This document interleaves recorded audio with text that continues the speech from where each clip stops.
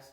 So today I thought I'd make a video showing off, my World War II ammo boxes, and also, give some information about how to identify a World War II ammo box and, things to look for. Because, I know a lot of times some people might question whether or not, an ammo box is World War II or post World War II. And so I thought I'd show some examples here that I have in my collection and give you guys some tips and pointers on what to look for when you're out there doing your picking and hunting for new additions and treasures for your collection. I hope I'm starting to try to make more videos to be more informative. I've always felt like I've given a lot of information in the videos that I make, but I really want to, dig deeper before making certain videos so that I can give as much information as possible. Which we're all still learning. Nobody knows it all. We'll never know everything, but I do like to share the knowledge and stuff that I've gained over the years of collecting. But anyways, I'm really excited to share with you what's here on the table. So let's get going.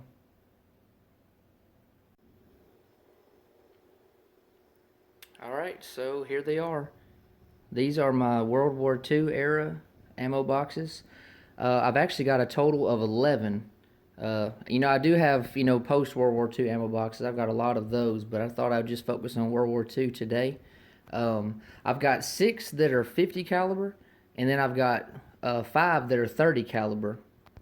And I guess I'll start with the 30 caliber ones here. As you see, they're smaller, quite a bit smaller. You see the difference in the size.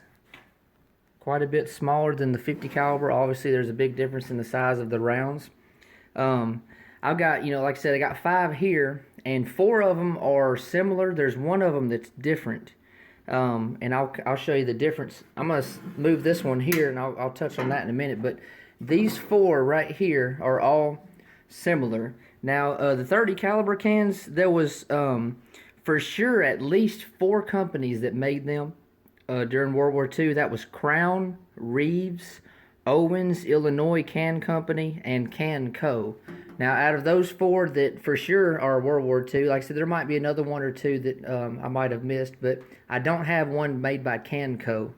I'll show you here. See, this is a Reeves one I have. I've actually got 2 of the Reeves, and then let's see. There's my other Reeves right there. And then I've got, this is a Crown. And this last one here, this is it's called Owens Illinois Can Company. See, it's got like an I inside of a circle. You see, they're all marked with the U.S. and the flaming bomb, the ordnance mark stamp.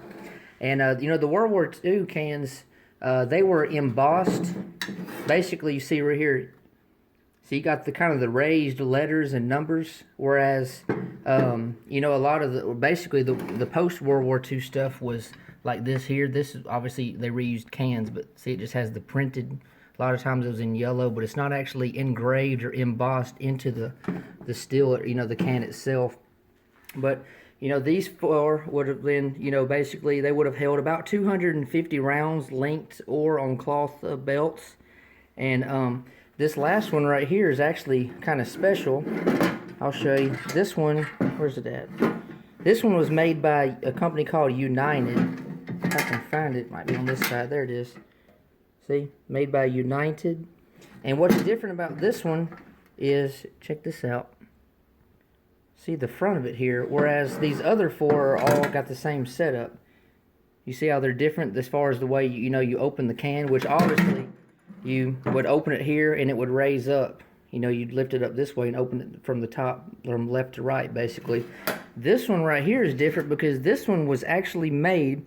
This is called an M1A1. It's a machine gun 30 caliber ammo box, and it would have been used for the model 1917 A1 machine gun. It's a Browning cooled machine gun, and it would have held about 275 rounds on a linked belt, or 250 rounds on a cloth belt.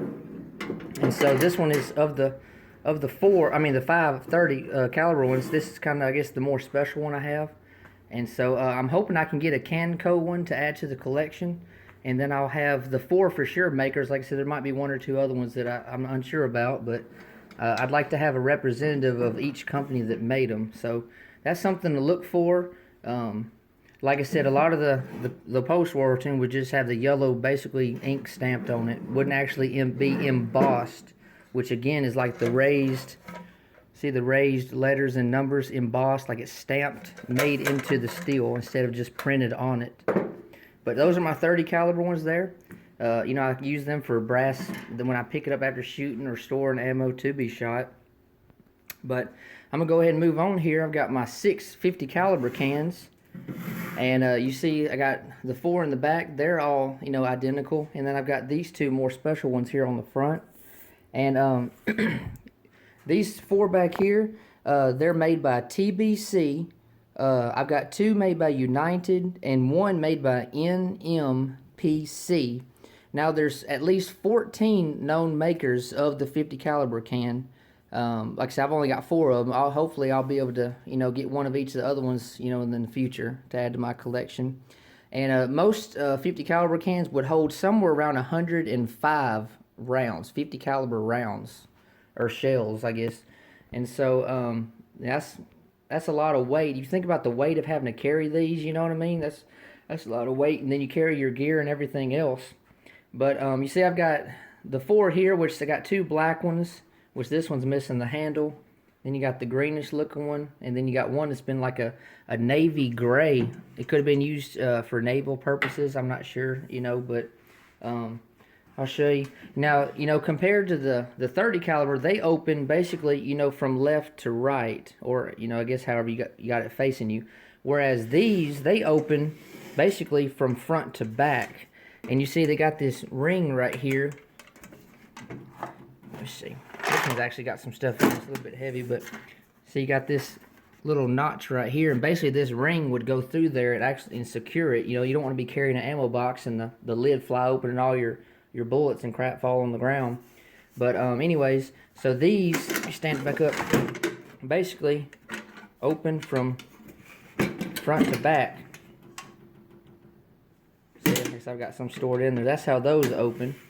And like I said, these are all the same. They're different colors. You know, sometimes people would get them as surplus and paint them or use them for toolboxes or storing nuts and bolt screws, whatever. But, you know, the military did reuse these also. And, I mean, they just, you know, these things can be served so many different purposes. You know, like I said, I've got a bunch of them.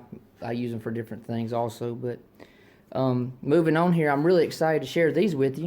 I'm going to lay them like this, lay them down so you can see. These are model or M17 50 caliber ammo boxes.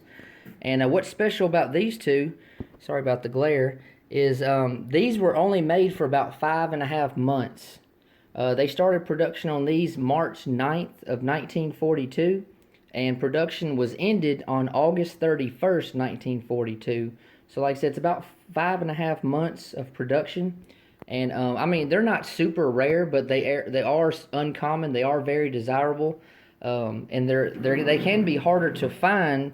I say that because a lot of times, see, the carry handle is canvas, whereas, you know, a lot of times this would be missing altogether or dry rotted, crumbly, falling apart. You're just in terrible shape. And I'm actually fortunate enough to have 2 great examples of this. I actually went to a flea market back in October of last year, and the same flea market, October of 2017, and both times I was able to score one of these cans. And I just love the way the latch system here is on the front. Just pop it up, and see, it just lifts right up. Like I said, this would have been used also as a toolbox, or, you know, maybe even a lunchbox. I don't know. Like I said, people use ammo boxes for all different purposes. But I'm just really excited to have these 2 examples here in my collection. Now, you're not going to find any maker's marks on these. So I guess it's unknown who exactly made them. At least I don't know. Maybe some of y'all could tell me. But like I said, they are somewhat desirable and definitely in good condition. So this is something to look for. Like I said, it's called an M17 for the, you know, the 50 caliber shells. And then, you know, they have basically like model numbers or serial numbers on them. But so if you see one of these for a pretty good price, pick it up. Let's see, this one right here I paid $30 for, and this one was $25, so that's not bad on those. Most regular ammo cans, you know, for sure the ones that are post World War II, you can find. I see them for like $8, $10, $12. The 30 caliber ones. Now the 50 caliber ones, I see those maybe $12 to $20 on average. And then some people have lost their mind and think they're rare and very valuable and put ridiculous prices on them. So honestly, out of all these, I still like the look of the 30 caliber ones more. So I really like those, you know. And they just have more of the been there, done that look as far as the ones I have. Now, they are kind of dirty. Actually use wet wipes. I get wet wipes and I wipe them down, try to get some of the dirt and crud off. Because sometimes, you know, it can be hard to open them or use the handles because they're gummed up. But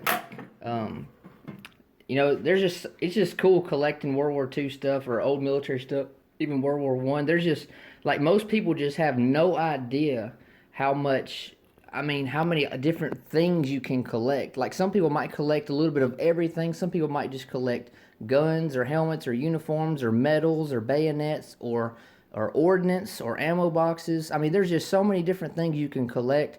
And most people have no idea of the different styles, the different models, the different manufacturers, and how things work and operate and how they're put together. I mean, it's just amazing, you know, if you really started collecting and starting to research stuff, it'll just blow your mind what all you can learn about, you know, just common items, I guess you could say.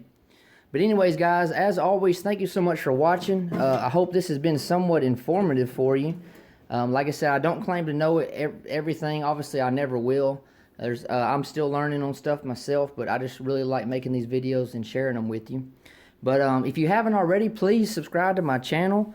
Follow me on Twitter. I'm starting to try to get more active on there. I just created a few weeks ago. Follow me on Instagram. I'd love to, you know, talk to you guys and interact with you.